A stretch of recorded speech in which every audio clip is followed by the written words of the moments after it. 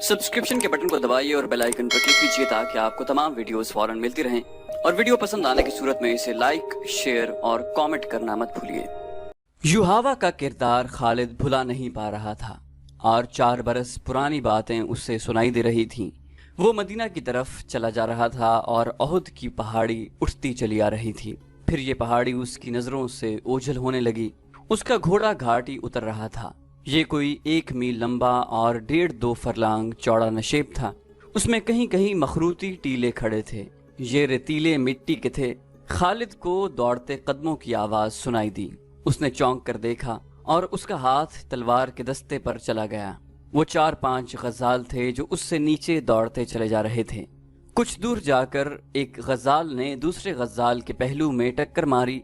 फिर दोनों गजाल आमने सामने आ गए और उनके सर टकराने लगे। दूसरे गजाल उन्हें देखने रुक गए। इतने खूबसूरत जानवर आपस में लड़ते अच्छे नहीं लगते। खालिद उन्हें देखता रहा। एक तमाशाई गजाल ने खालिद के घोड़े को देख लिया। उसने गर्दन तानी और खुर जमीन पर मारा। लड़ने वाले गजाल जहां थे वहीं साकित व जामिद हो गए और फिर तमाम गजाल एक तरफ भाग खड़े हुए और खालिद की नजरों से ओझल हो गए। कुरैश के सरदार 2 गिरोहों में बट गए थे। उनकी आपस में दुश्मनी पैदा नहीं हुई थी, लेकिन प्यार मोहब्बत इत्तेहाद वाली पहली सी बात भी नहीं रही थी। खालिद को याद आ रहा था कि सब अबू सुफियान की सरदारी और सालारी को तस्लीम करते थे, लेकिन खिंचाव सा पैदा हो गया था। जब इत्तेहाद की जरूरत थी उस वक्त अहले कुरैश निफाक के रास्ते पर चल निकले थे। खालिद को ये सूरत हाल सख्त नागवार गुजरती थी। क्या आपको मालूम नहीं कि आपका निफाक दुश्मन को तक़वियत देता है? खालिद ने एक रोज अबू सुफियान से कहा था। क्या आपने कभी सोचा है कि इस निफाक को इत्तेफाक में किस तरह बदला जा सकता है? अबू सुफियान ने उकताए हुए से लहजे में कहा, बहुत सोचा है खालिद, बहुत सोचा है। सब मुझे पहले की तरह मिलते हैं, लेकिन मैं महसूस करता हूँ कि बाज के दिल साफ नहीं। क्या तुम कोई सूरत पैदा कर सकते हो कि दिलों से मैल निकाला जाए? खालिद ने कहा, हाँ, मैंने एक सूरत सोच रखी है। मैं यही तजवीज़ आपके सामने ला रहा हूँ। जिन सरदारों के दिलों में मैल पैदा हो गई है वो अब समझने लगे हैं कि हम नाम के जंगजू रह गए हैं और हमने मुसलमानों का डर अपने दिलों में बिठा लिया है। शारजा ने 6 मुसलमानों को धोखा देकर और उनमें से 2 को आपके हाथों मरवा कर हमारी शक्ल सूरत ही बदल डाली है। उसका इलाज ये है कि हम मदीना पर हमला करें या मुसलमानों को कहीं ललकारें और साबित कर दें कि हम जंगजू हैं और हम मुसलमानों को खत्म करके ही दम लेंगे। हमारे पास जवाज मौजूद है। अबू सुफियान ने कहा, मैंने उहद की लड़ाई में आखिर में मोहम्मद को ललकार कर कहा था कि तुमने बदर में हमें शिकस्त दी थी। हमने उहद की पहाड़ी के दामन में इंतकाम ले लिया है। मैंने मोहम्मद से ये भी कहा था कि कुरैश के सीनों में इंतकाम की आग जलती रहेगी। हम अगले साल तुम्हें बदर के मकाम पर ललकारेंगे। खालिद ने कहा, हाँ, मुझे याद है। उधर से उमर की आवाज आई थी। उसने कहा था कि हमारे अल्लाह ने चाहा तो हमारी अगली मुलाकात बदर के मैदान में ही होगी। आवाज तो उमर की थी, अल्फाज मोहम्मद के थे। अबू सुफियान ने कहा, मोहम्मद बहुत जख्मी था, वो ऊंची आवाज में बोल नहीं सकता था। मैं मोहम्मद को पैगाम पहुंचाता हूँ कि फला दिन बदर के मैदान में आ जाओ और अपने अंजाम को पहुंचो। दोनों ने एक दिन मुकर्रर कर लिया और फैसला किया कि किसी यहूदी को मदीना भेजा जाए। दूसरे ही दिन अबू सुफियान ने कुरैश के तमाम सरदारों को अपने यहाँ बुलाया और बड़े जोश खरोश के साथ ऐलान किया कि वो मुसलमानों को बदर के मैदान में ललकार रहा है। कुरैश यही खबर सुनने के मुंतजिर थे। उन्हें अपने अजीजों के खून का इंतकाम लेना था। उनके दिलों में रसूलुल्लाह सल्लल्लाहु अलैहि वसल्लम की नफरत बारूद की तरह भरी हुई थी जो एक चिंगारी की मुंतजिर थी। वो कहते थे कि मोहम्मद ने बाप बेटे को और भाई भाई को एक दूसरे का दुश्मन बना दिया है। अबू सुफियान के इस ऐलान ने सबके दिल साफ कर दिए और वो जंगी तैयारियों की बातें करने लगे। एक दानिशमंद यहूदी को पैगाम दिया गया कि वो मदीना जाकर नबी करीम सल्लल्लाहु अलैहि वसल्लम को दे और जवाब लेकर आए। खालिद को याद आ रहा था कि वो उस रोज किस कदर मुतमईन और मसरूर था। कुरैश के सरदारों के दिलों में जो तकद्दुर पैदा हो गया था वो साफ हो गया था। खालिद बड़ हाँकने वाला आदमी नहीं था, लेकिन उसने तहिया कर लिया था कि रसूल खुदा सल्लल्लाहु अलैहि वसल्लम को अपने हाथों से कत्ल करेगा। यहूदी एलची जवाब लेकर आ गया। रसूल अल्लाह ने अबू सुफियान की ललकार को कबूल कर लिया था।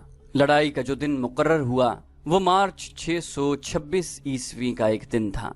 लेकिन हुआ यूं कि सर्दियों के मौसम में जितनी बारिश हुआ करती थी اس سے بہت کم ہوئی۔ اس کا نتیجہ یہ ہوا کہ یہ موسم تقریباً خشک گزر گیا اور مارچ کے مہینے میں گرمی اتنی زیادہ ہو گئی جتنی اس کے 2-3 ماہ بعد ہوا کرتی تھی۔ ابو سفیان نے اس موسم کو لڑائی کے لیے موزوں نہ سمجھا۔ اس یاد نے خالد کو شرمسار کر دیا۔ وجہ یہ ہوئی تھی کہ ابو سفیان موسم کی گرمی کا بہانہ بنا رہا تھا۔ مشہور مورخ ابن سعد لکھتا ہے کہ ابو سفیان نے قریش کے سرداروں کو بلا کر کہا کہ وہ کوچ سے پہلے مسلمانوں کو خوفزدہ کرنا چاہتا ہے۔ اس نے یہودیوں کی خدمات حاصل کی ہیں اور انہیں خاصی اجرت دے کر تاجروں کے بھیس میں مدینہ بھیج دیا ہے۔ انہیں ابو سفیان نے یہ کام سونپا تھا کہ وہ مدینہ میں یہ افواہ پھیلائیں کہ قریش اتنی زیادہ تعداد میں بدر کے میدان میں آ رہے ہیں جو مسلمانوں نے پہلے کبھی نہیں دیکھی۔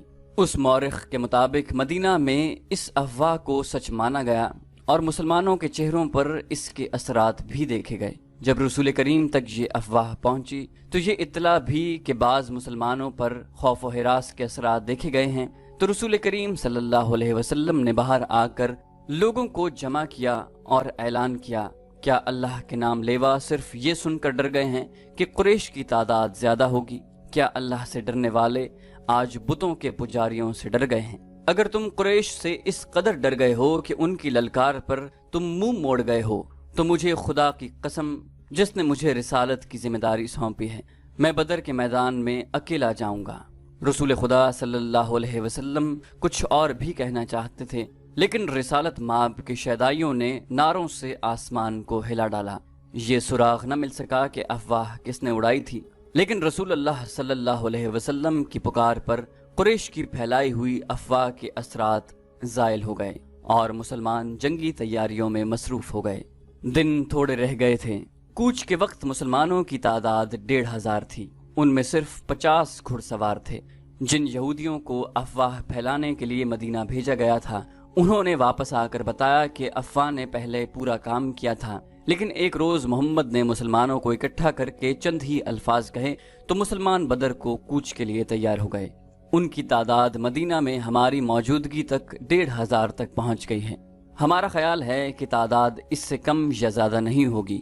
آج مدینہ کو جاتے ہوئے اس واقعے کی یاد نے خالد کو اس لیے شرمسار کر دیا تھا کہ وہ اس وقت محسوس کرنے لگا تھا کہ ابو سفیان کسی نہ کسی وجہ سے مسلمانوں کے سامنے جانے سے ہچکچا رہا ہے۔ خالد کو جب مسلمانوں کی تعداد کا پتہ چلا تو وہ بھڑکا بپھرا ہوا ابو سفیان کے پاس گیا۔ خالد نے اسے کہا، ابو سفیان، سردار کی اطاعت ہمارا فرض ہے۔ میں اہل قریش میں سردار کی حکم عدولی کی روایت قائم نہیں کرنا چاہتا، لیکن مجھے قریش کی عظمت کا بھی خیال ہے۔ آپ اپنے رویے کو تبدیل کرنے کی کوشش کریں، کہیں ایسا نہ ہو کہ قبیلہ قریش کی عظمت کا احساس مجھ میں اتنا زیادہ ہو جائے کہ میں آپ کے حکم اور رویے کی طرف توجہ ہی نہ دوں۔ کیا تم نے سنا نہیں تھا کہ میں نے یہودیوں کو مدینہ کیوں بھیجا تھا؟ ابو سفیان نے پوچھا۔ میں مسلمانوں کو ڈرانا چاہتا تھا۔ خالد نے اس کی بات پوری ہونے سے پہلے کہا، ابو سفیان، لڑنے والے ڈرا نہیں کرتے۔ کیا آپ نے مسلمانوں کو قلیل تعداد میں لڑتے ہوئے نہیں دیکھا؟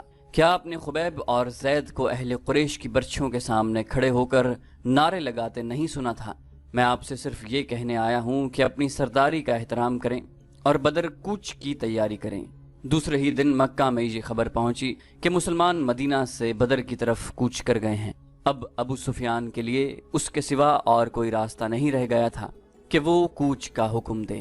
قریش کی جو تعداد بدر کو کوچ کے لیے تیار ہوئی وہ 2000 تھی اور 100 گھڑ سوار اس کے علاوہ تھے۔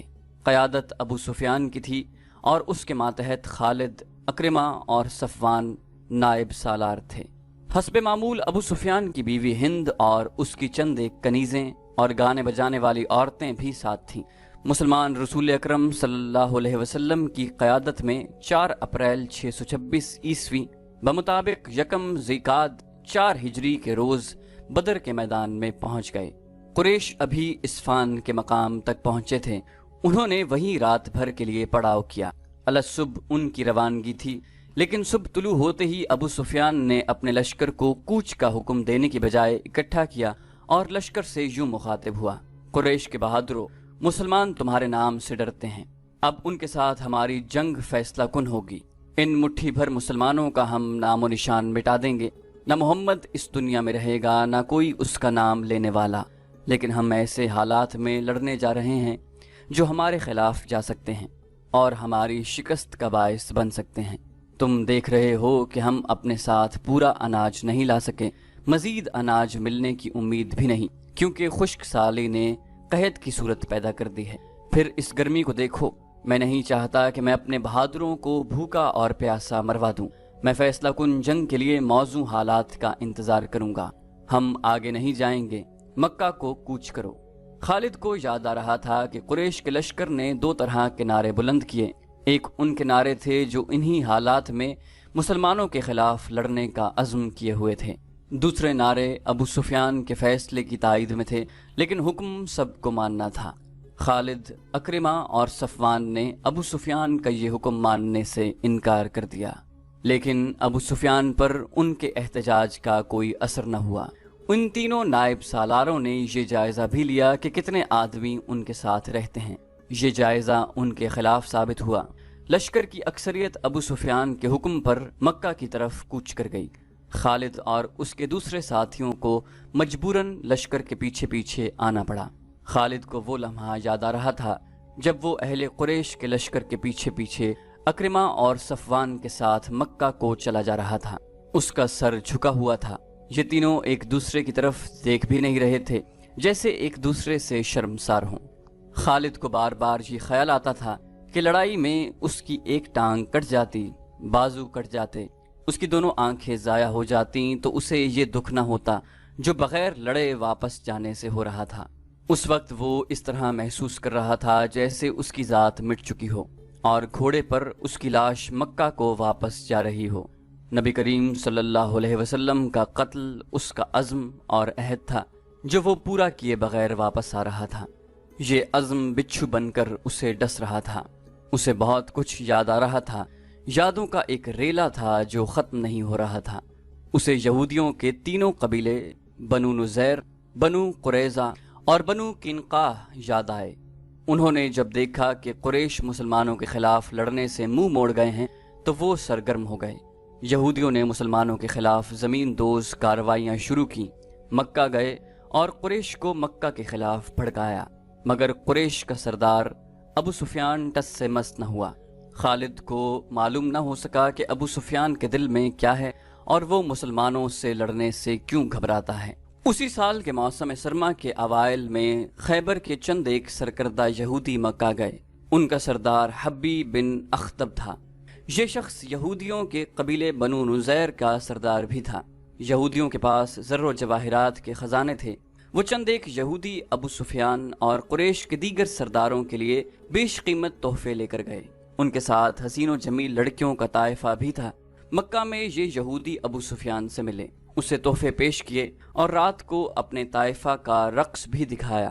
اس کے بعد حبی بن اخطب نے ابو سفیان سے خالد، اکرمہ اور صفوان کی موجودگی میں کہا کہ انہوں نے مسلمانوں کو ختم نہ کیا اور ان کے بڑھتے ہوئے قدم نہ روکے تو وہ یمامہ تک پہنچ جائیں گے۔ اگر وہ اس میں کامیاب ہو گئے تو قریش کے لیے وہ تجارتی راستہ ہمیشہ کے لیے بند ہو جائے گا جو بحرین اور عراق کی طرف جاتا ہے۔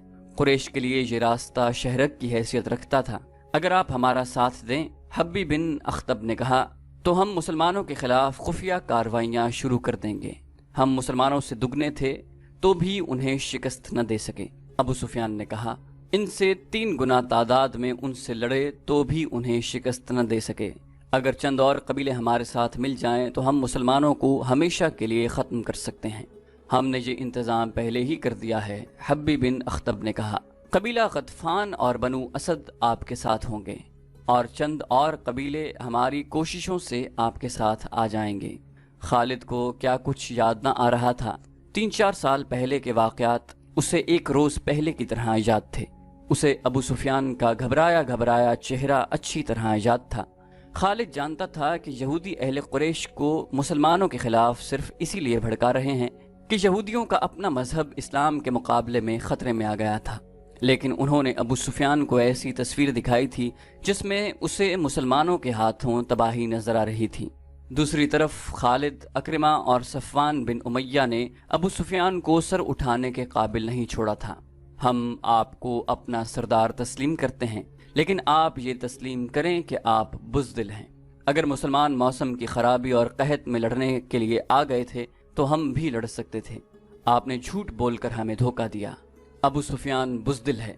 ابو سفیان نے پورے قبیلے کو بزدل بنا دیا ہے۔ اب محمد کے چیلے ہمارے سر پر کودیں گے۔ اور ایسی بہت سی طنز اور غصے سے بھری ہوئی آوازیں مکہ کے گلی کوچوں میں گشت کرتی رہیں۔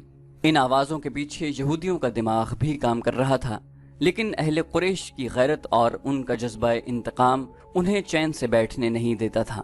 ابو سفیان اس حال تک پہنچ گیا کہ اس نے باہر نکلنا ہی چھوڑ دیا۔